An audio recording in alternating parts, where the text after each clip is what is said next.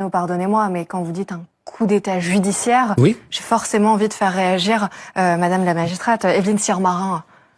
Est-ce que ça vous fait mal d'entendre ça? Non, parce comme Henri Guénaud qui parle d'un coup d'état judiciaire. Je me situe pas sur le plan des sentiments, du bien et du mal. Et je pense que c'est ça le débat notamment. Monsieur Sarkozy parle d'infamie, d'atteinte à l'honneur, ce qui est vrai évidemment, hein, d'aller en prison. Pour lui, oui. Bien sûr. Et humainement, c'est sûr que jamais je ne me satisferais que quelqu'un aille en prison. C'est pas du tout. Mais et là, pourtant, c'est ce qui est reproché à la justice par certaines voix. Oui, bien sûr. Mais là, si vous voulez, le débat n'est pas là. Le débat, il est sur effectivement l'état de droit, la culpabilité et la peine.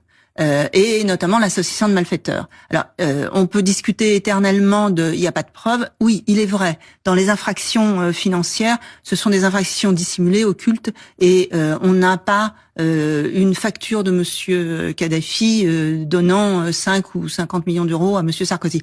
Mais il y a une preuve qui s'est construite tout au long de l'instruction, tout au long du procès.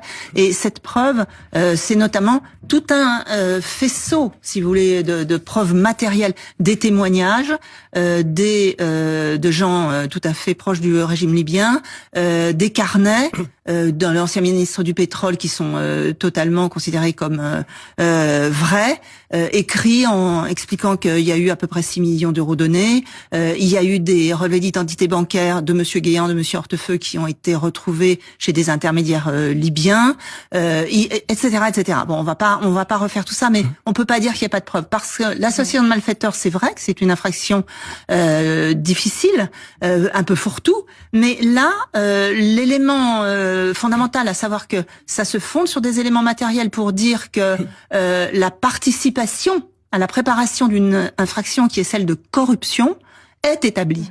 Et la corruption, c'est celle de Monsieur Guéant et de Monsieur Hortefeux, c'est pas celle de Monsieur Sarkozy.